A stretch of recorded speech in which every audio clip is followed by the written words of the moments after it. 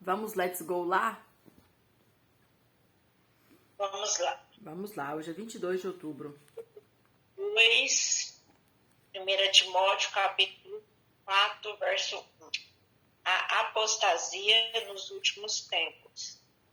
Mas o Espírito expressamente diz que em tempos posteriores alguns apostarão da fé, dando ouvidos a espíritos enganadores e a doutrinas de demônios, pela hipocrisia de homens que falam mentiras e têm a sua própria consciência cauterizada, proibindo o casamento e ordenando a abstinência de alimentos que Deus criou para serem recebidos com ações de graças pelos que são fiéis e que conhecem bem a verdade, pois todas as coisas criadas por Deus não são boas e nada devem ser rejeitado se é recebido com ações de graças, porque pela palavra de Deus e pela oração são santificadas.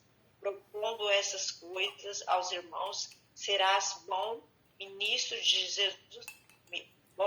Jesus Cristo, nutrido pelas palavras de fé e a de boa doutrina que tem seguido, mas rejeita as fábulas humanas e de velhas.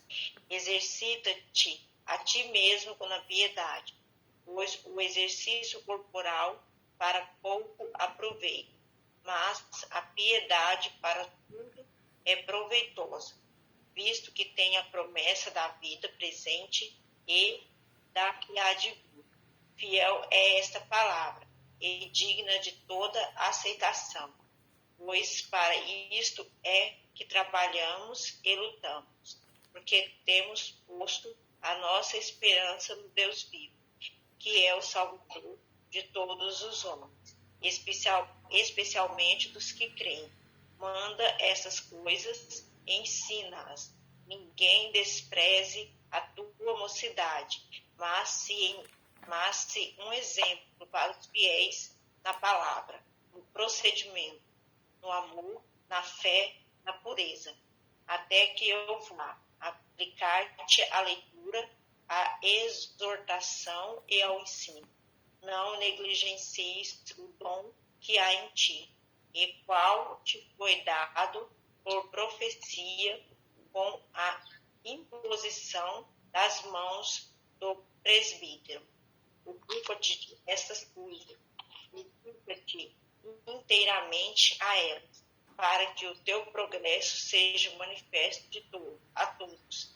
Tem cuidado de ti mesmo e do teu ensino. Persevera nestas coisas, porque fazendo isto te salvarás, tanto a ti mesmo como aos que te ouvem. Amém. Amém. Então vamos lá. Lembrando que Paulo está dando aqui umas orientações a Timóteo, com o objetivo de ver Timóteo para dar essas informações ao vivo e a cores, mas ele está adiantando alguns assuntos. E aí, na leitura de ontem, ele falou sobre o papel dos homens, falou das mulheres, e aí ele fala assim, ó, fiel é essa palavra.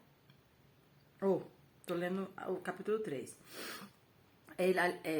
Continuando, né? No capítulo 4 ele fala assim, ó, tudo que eu tô dizendo é pra agora, que eu tava falando ontem, né? Tudo que eu tô falando é pra agora, mas na leitura de hoje tem um tópico muito importante, que é o tópico que Paulo, ele já agora tá falando do futuro. Então isso é muito importante a gente observar, porque justamente ele tá falando, ó, o Espírito expressamente, o que é expressamente? É algo claro, não é? Algo, eu tenho pra mim que vem dessa questão da expressão, de se expressar, é algo visível, é algo notório. O Espírito diz claramente, expressamente, ou seja, não há dúvidas de que em tempos posteriores, aqui tá a palavra que a gente precisa, assim, pôr um pouco de atenção nela, por quê? Tem muita coisa que a gente lê na Bíblia que já estava acontecendo lá. Por exemplo, os falsos mestres. Já tinham falsos mestres nas igrejas. Paulo, inclusive para Timóteo, Paulo fala, olha, vão surgir falsos mestres. Na carta de Timóteo, Paulo já falou isso lá no comecinho. Falou, ó, pessoas que vão ensinar um monte de coisa. Hoje ele vai falar de novo das fábulas, das genealogias. E aí tem um momento que ele fala assim, esses falsos mestres, eles estão ensinando coisa que nem eles sabem explicar. É coisa tão... Até que o irmão João fez uma observação que pode fazer sentido associar esses falsos mestres com os levitas pelo fato de quererem manter um ensinamento acerca da genealogia para que eles não perdessem o status que eles tinham, né? Então ele fala, não, nós temos que manter a genealogia, por quê? Porque para nós é interessante. Nós temos uma posição privilegiada, então vamos manter isso. Então tem coisa que Paulo falava que já era para o momento. Mas agora, Paulo está falando de algo para dias posteriores. E é importante a gente perceber essa diferença do que Paulo estava tratando na igreja local, que já era um problema, e agora Paulo está falando de algo que virá no futuro.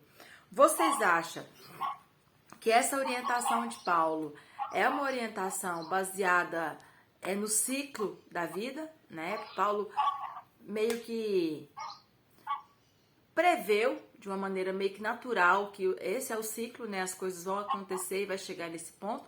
Ou vocês consideram isso aqui como uma profecia? Paulo fala, olha, o Espírito diz que, porque aqui ele está dizendo que o Espírito estava dizendo, então, como que a gente encaixa isso? Em tempos posteriores, alguns apostatarão da fé, dando ouvidos a espíritos enganadores e a doutrina de demônios. Isso aqui é forte, muito forte. Então, assim, a gente percebe que Paulo, ele pega a autoridade do próprio Espírito Santo, você percebe? Fala, ó, é o Espírito que está dizendo. Então, o Espírito estava dizendo como? Essa é a minha dúvida. Como que o Espírito estava dizendo para Paulo ver com tanta clareza? Estava dizendo para todo mundo? Ou seja, Paulo falou, olha, pelo andar da carruagem, eu sei que vai ser assim. Ou o Espírito estava dizendo expressamente, claramente para ele. E ele estava comunicando uma informação que estava sendo dada especialmente, unicamente a ele. O que vocês acham? E aí?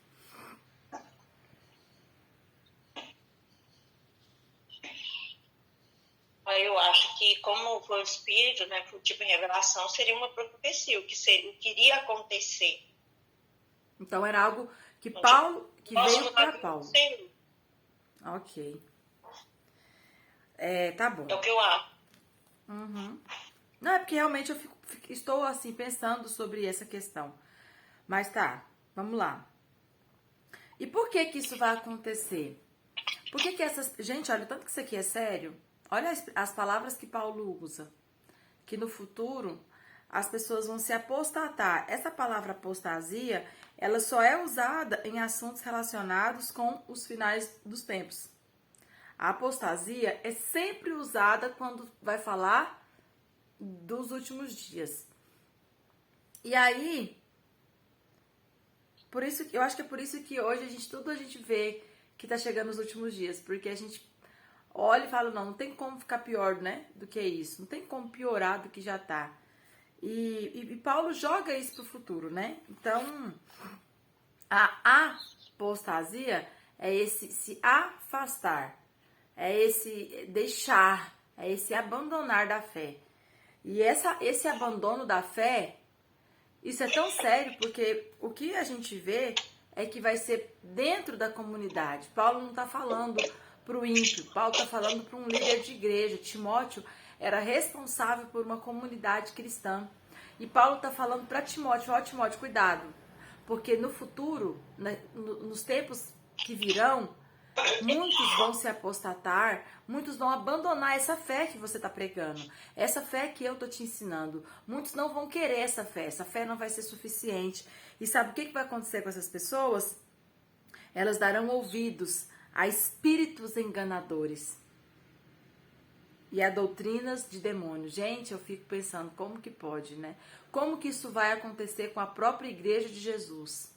E vai acontecer. E já está acontecendo, né? Já está. A gente vê muita coisa que tem acontecido naquilo que a gente chama, né, de igreja evangélica, e a gente vê que aquilo não é de Deus. A gente percebe que aquilo não tem o Espírito Santo, que aquilo não está de acordo com a sã doutrina, com a Bíblia, né, como um todo. Então a gente pensa, mas por que está acontecendo isso? Esses pastores, essa filosofia de vida está errado.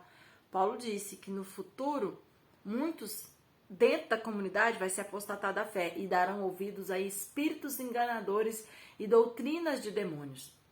Então, daqui para frente, quando a gente começar a ver muito espírito enganador falando dentro desse ambiente que nós chamamos de ambiente religioso, a gente...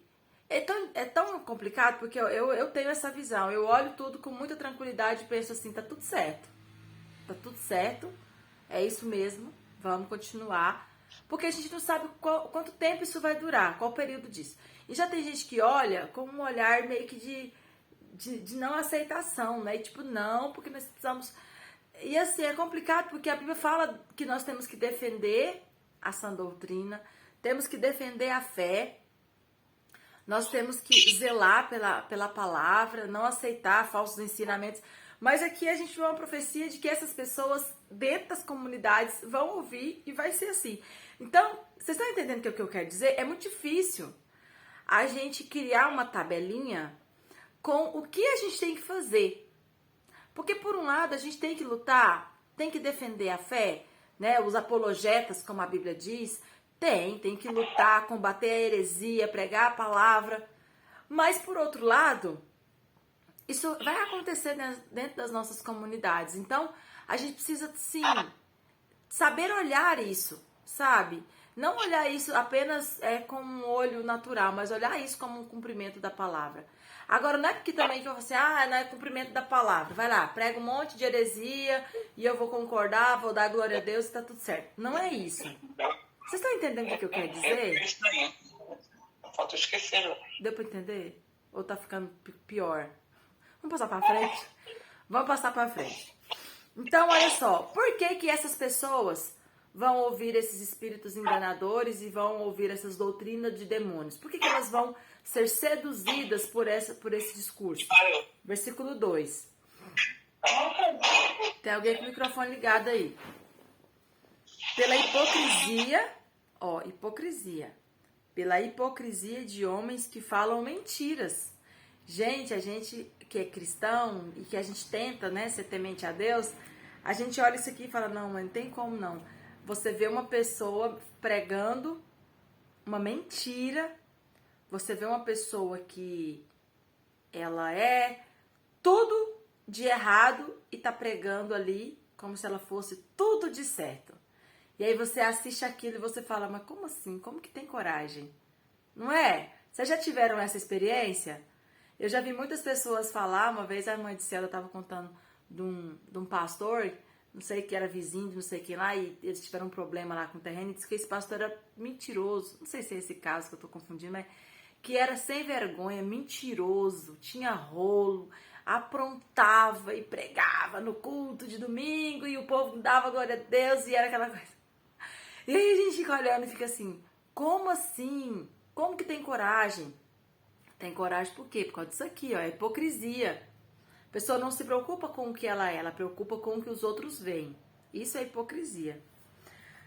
Então, essas pessoas, os hipócritas, eles serão os primeiros a dar ouvido a esses ensinamentos.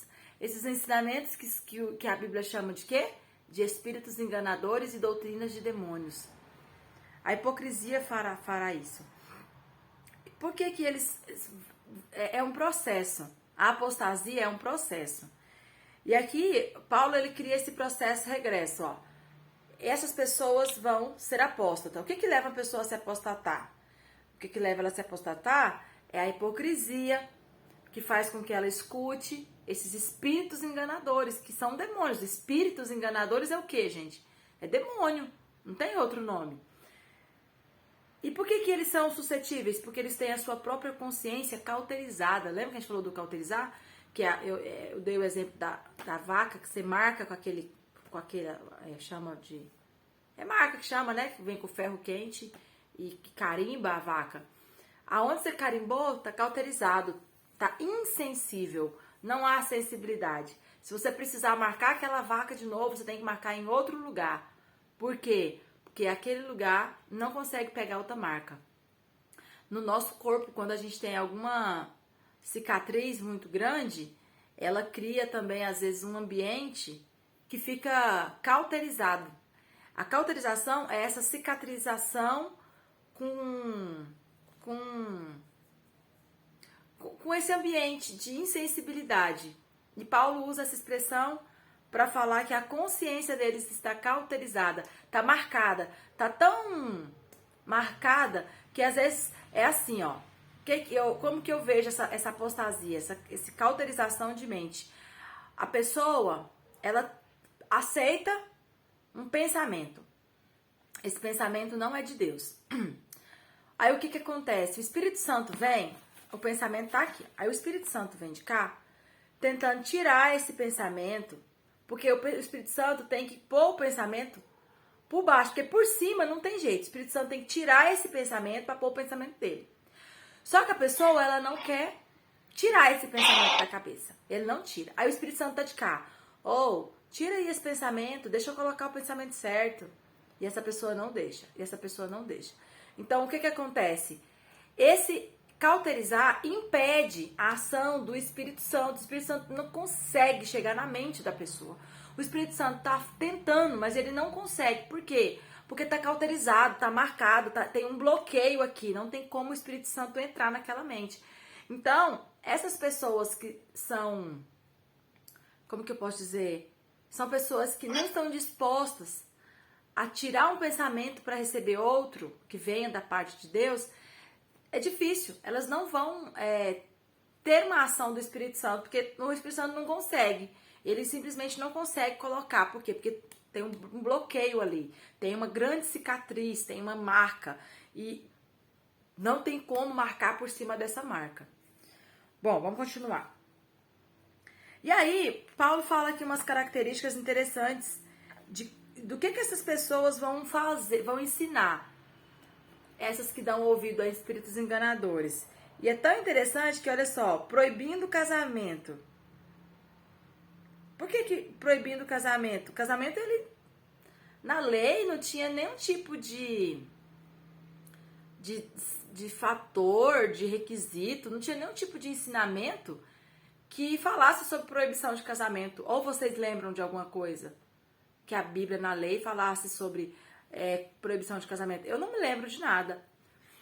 Então, assim, eu fico me pensando, será que essa profecia de Paulo foi tão clara, a ponto dele, né, colocar esse tema, que é um tema que entrou dentro da história da igreja, e realmente foi algo que, quando foi colocada essa proibição de casamento, foi colocado como algo positivo, né, para o sacerdócio. O que aconteceu dentro da Igreja Católica, eu não lembro o ano, mas isso foi colocado, né, que os sacerdotes deveriam se abster de casar. E na lei não tem nada disso, pelo contrário, né, todos os sacerdotes eram casados, tinham sua família, sua mulher, seus filhos, enfim. Então, vocês percebem como que é claro? Paulo cita algo assim, que na minha opinião não tinha precedentes na lei para ele meio que ligar. O que mais que eles vão ensinar? Eles vão ordenar a abstinência de alimentos. A abstinência de alimentos já tem algumas coisas na lei, mas mesmo assim, o que Paulo vai dizer é que no futuro, essas pessoas dentro das comunidades que estarão dando ouvido a espíritos enganadores, elas vão ensinar coisas que Paulo não ensinou, que a Bíblia, que o Evangelho, que Jesus não ensinou, como se abster de casamento, como se abster de alguns tipos de alimento. E aí aqui, eu acho que é um dos versículos que a gente mais usa para entender que no Novo Testamento não há mais essa restrição de impuro e puro. Embora Paulo não use essa expressão, né, de dizer que aquilo que era impuro vai passar a ser puro, ele não fala com essas palavras, mas se entende que é isso que ele está dizendo. Quem defende que não, continua entendendo que os alimentos impuros são impuros. Por quê? Porque aquilo que é impuro não é alimento. É igual eu falei aquela vez, por exemplo, ninguém come sabão. Então eu não preciso falar que sabão é impuro, porque sabão não é alimento. Então, para eles, o que era impuro não era considerado alimento. Então, eles nem tocam nesse assunto. É impuro, é impuro. Mas hoje, para a grande maioria, para a igreja evangélica que entende que não há mais essa divisão de puro e impuro, usa essa referência. Porque olha o que ela vai dizer. Ordenando a abstinência de alimentos que Deus criou para serem recebidos com ações de graças pelos que são fiéis e que conhecem bem a verdade. Pois, todas as coisas criadas por Deus são boas. Todas as coisas criadas por Deus são boas. Nada deve ser rejeitado se é recebido com ações de graça. Porque pela palavra de Deus e pela oração são santificadas. Aí, assim, igual eu expliquei, aqui a gente percebe e entende, para quem defende, que Paulo está dizendo, olha, agora não há mais uma necessidade, né, daquela observância. Por quê? Até porque como é que chama? As regras, né, de higiene sanitário já são diferentes, é outro tempo. Então, tudo que Deus criou é bom, se você recebe e dá graças. O problema é que a gente não faz isso, né? O saber que os cristãos, praticamente 90% dos cristãos não tem o hábito de santificar os alimentos que come. Interessante, né? E a Bíblia é muito clara em relação a isso. Muito clara em relação a santificar os alimentos, né? E a gente não tem o hábito, né? A gente como cristão. Eu também não tenho o hábito. Às vezes eu lembro, mas muitas vezes, principalmente coisa que você come na rua, coisa que você compra assim, às vezes a gente lembra de santificar em casa, né? O almoço, a janta, mas... E assim, tudo é alimento, né? Tudo você vai comer, você vai mandar pra dentro. E tem uma orientação de que a gente santifique isso, né? Vamos continuar. Aí, terminada essa parte, que é sobre as características desses ensinamentos, né? Que serão ensinamentos de demônios e de pessoas que se apostataram, ele vai falar agora sobre a diligência no ministério, sobre como ele continuar, né, firme ali no ministério. Aí ele fala, ensina essas coisas, já prepara essas pessoas. Por quê? Porque vai chegar esse momento e elas precisam já estar conscientes disso. Aí no 7 ele fala, mas rejeita as fábulas. O que são essas fábulas profanas? Essas fábulas eu acho que não é as genealogias, não é igual a gente falou aquela hora, né, de lei. Paulo, aqui, por ele usar esse termo fábula profana, pode ser assuntos que eram gerados e cresciam num ambiente religioso e que tinham um teor antibíblico. Vou dar um exemplo. As simpatias, por exemplo. É uma fábula, é uma história, é um ensinamento, porque uma simpatia é um ensinamento, né? Mas ele é antibíblico. Então, dando exemplo, eu entendo que é nesse sentido que Paulo está dizendo. Ensinamentos que chocam com a palavra de Deus, não mexe com isso, tá, Timóteo? Deixa isso pra lá. E ele ainda fala, ele usa o mais, né? Fica firme, ensina, mas deixa de lado as fábulas. E vocês já perceberam como, principalmente no Brasil, nós temos uma cultura forte de simpatia? Forte. E tem coisa que a gente faz que a gente nem sabe que é simpatia e é simpatia. Tem coisa que a gente faz que você fala, por que você faz isso? Sei lá, aprendi assim, desde pequeno, minha mãe faz, meu pai fazia, e aí se você for ver a origem daquilo é simpatia. Por exemplo, o uso de aliança. A gente usa, todo mundo que é casado usa uma aliança. Vocês sabiam que a origem da aliança foi feita na bruxaria? Era uma amarração, era como se fosse uma simpatia de amarração, para você amarrar a pessoa amada. E aí, com o passar do tempo e da história, virou aliança de casamento, mas não foi criada com esse objetivo. A origem é bruxaria. Tanto é que tem pessoas que não usam por causa da raiz, por causa da origem da criação da aliança. Então, assim, tem muita coisa que a gente vive, que a gente se alimenta disso e é antibíblico. Ou às vezes não é nem antibíblico, mas não tem a origem na palavra. E o que Paulo está dizendo? Se não está na palavra, Timóteo, sai fora. Se não tem origem na palavra, Timóteo, não perde tempo com isso. E aí, aqui no finalzinho, ele vai falar isso, ó. Quando ele fala, preocupa em cuidar da sua fé, da sua piedade, mais do que tudo. Ele até usa um exemplo, né, que é do exercício, fala, ó, exercita a piedade, mais do que o próprio corpo. Porque o exercício físico, ele pouco aproveita, mas o exercício da fé, ele é mais importante. Eu acho que se Paulo ensinasse isso nos nossos dias de hoje, ele ia ser, né, apedrejado, porque hoje o louvor ao culto, o culto ao corpo, o culto à saúde, o culto à boa aparência é mais importante do que o culto à saúde emocional, o culto à nossa fé, à nossa integridade, à nossa paz de espírito. Tudo isso é menos importante. Se você tá malhando para tirar foto e postar, tá tudo certo. Ninguém quer saber se você tá deprimido, se você tá sofrendo, chorando, angustiado. Isso é menos importante. E Paulo vai justamente contra essa linha de pensamento. Paulo tá falando, olha, não preocupa com coisas que não estão atreladas à palavra. Se tá desassociado da palavra, deixa quieto, não mexe com isso. Deixa eu ver o que mais aqui. Bom, eu vou encerrar com o 10, porque é mais ou menos isso que eu tô falando. Ele fala assim, ó. Pois para isso é que trabalhamos e lutamos. Para isso, por quê? Para se preocupar com o que é essencial. Para dar importância àquilo que é importante. E não dar importância àquilo que não é importante. Temos posto a nossa esperança no Deus vivo, que é o Salvador de todos os homens, especialmente dos que creem. Olha essa expressão. Ele é Salvador de todos, mas especialmente dos que creem. Olha que expressão. Aqui a gente tem aquela expressão já e ainda não. É aqui que cabe? Não sei. Mas aqui tem a expressão.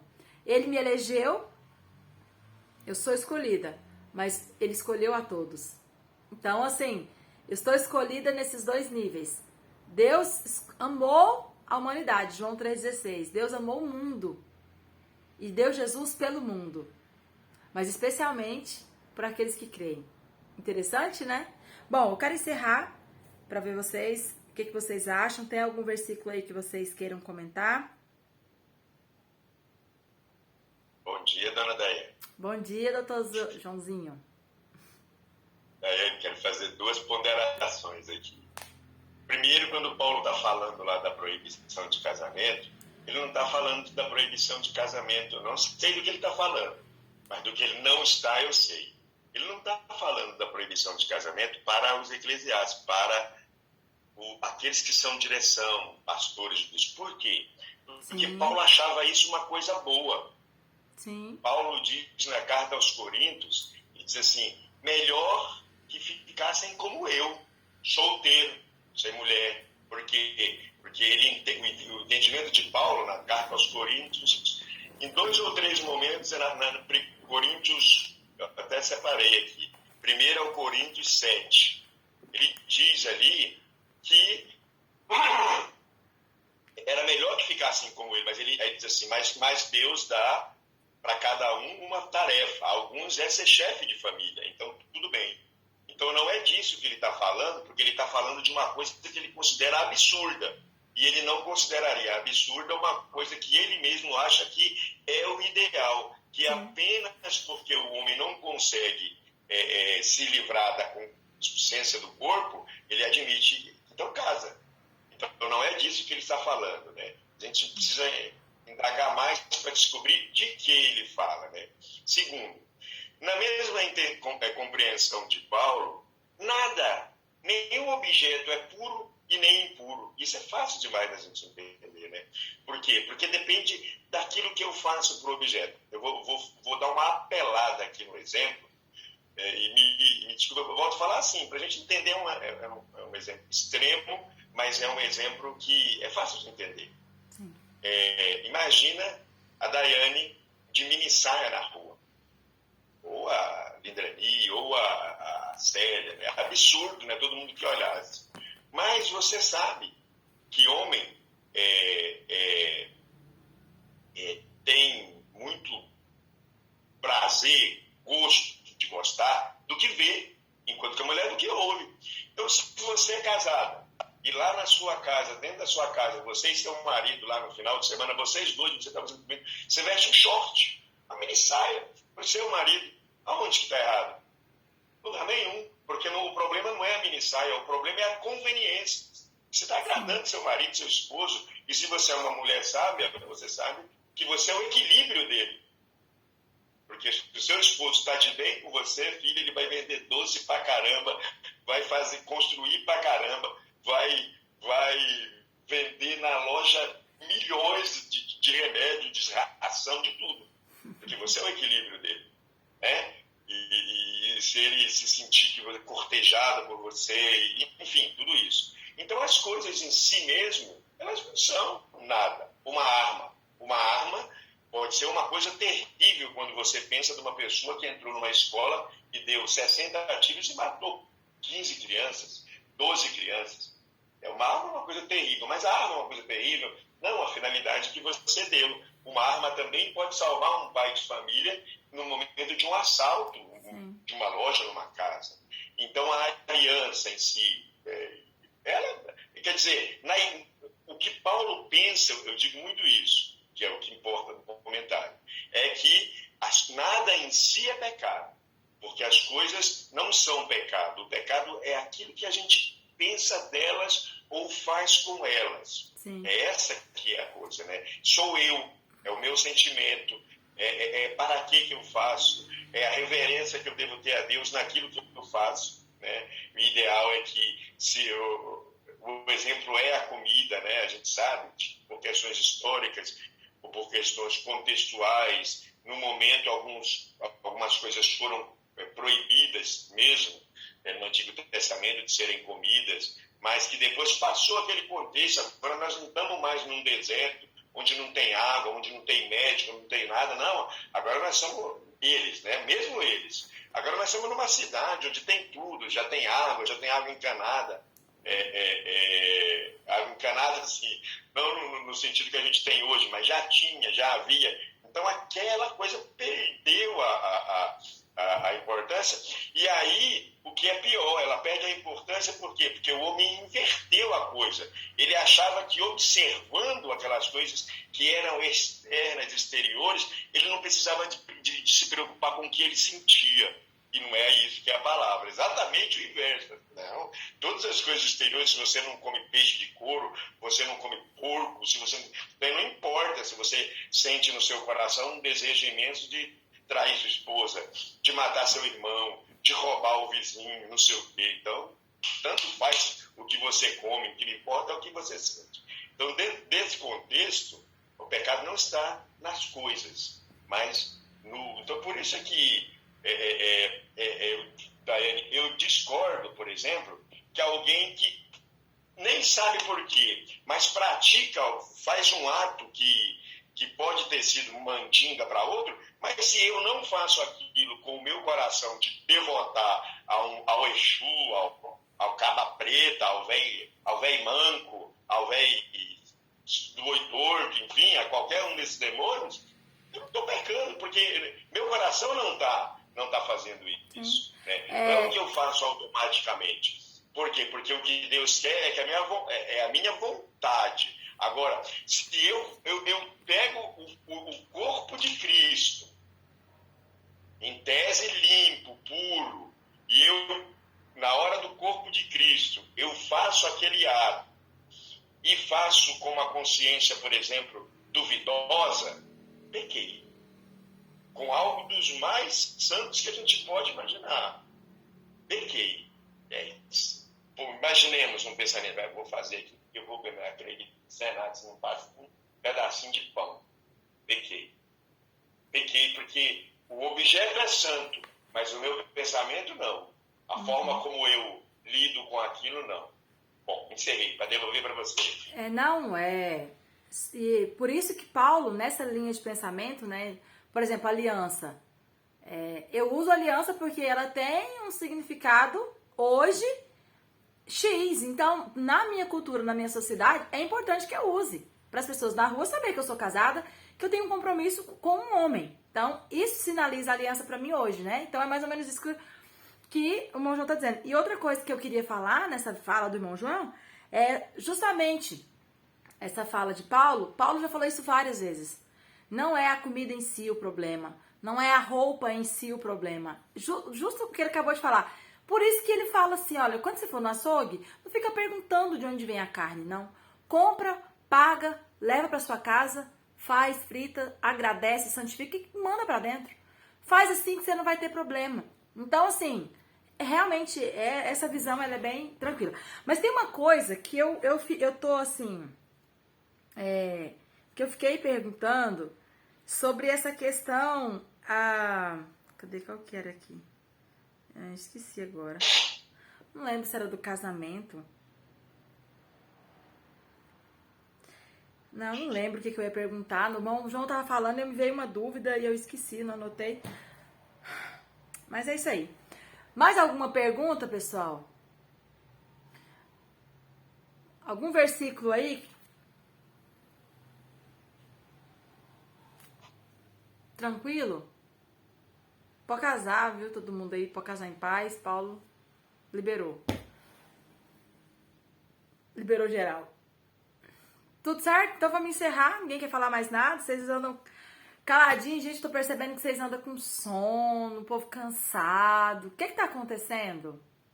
Tá tudo bem? Daiane, só rapidão aqui. Por exemplo, no capítulo 16, aí eles falam assim que salvará tanto a gente como as que nos doam, né? Uhum. Mas assim, as pessoas seguirem também, né? Só ouvir. Perfeito. Por que Paulo tá falando isso? Por que Paulo tá prevenindo? Os apóstatas. O que os apóstatas fazem? Ouvem espíritos enganadores e ensinamentos de demônios. Essa pessoa, ela vai ensinar o que o demônio está ensinando para ela. Quem ouvir essa pessoa vai estar ouvindo o próprio demônio. Sim ou não? Sim. Sim. Uma pessoa que ouve o demônio, os ensinamentos dos demônios, e pratica e tem isso como regra de fé. Qual que é o final dela? Condenação, né? Condenação. Então aqui tem duas vias. Quem ouvir esses mestres apóstatas que ouvem os demônios e replica esse ensinamento vai seguir nessa linha. Caminho de perdição, caminho de morte.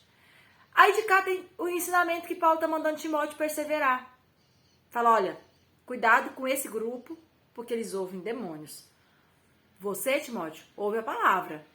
Aí aqui é justamente o versículo que você citou. Tem cuidado de você mesmo. Porque tudo começa com a pessoa. Quem pro demônio falar tem que ter um receptor, que foi esse apóstata. Então Paulo está falando, cuida de você, para você não ser essa pessoa. E cuida do teu ensino. E aí ele fala, cuida de ti mesmo e do teu ensino. E persevera nessas coisas. Quais coisas? Nas coisas que Paulo está ensinando. Por quê? Porque fazendo isso, você salvará tanto a ti mesmo como aos que te ouvem. Então, se aqui eu tenho uma via que leva à perdição, aqui eu tenho uma via que leva à salvação. Se eu cuido de mim, cuido do ensino, cuido de ensinar a sã doutrina, quem me ouve, qual a consequência? Salvação. Então, assim, é claro que é por tabela. Salvará você mesmo e os que te ouvem. Por quê? Porque o que você ensina leva à vida. Ok? Vamos encerrar. Nosso tempo acabou. Amanhã a gente continua.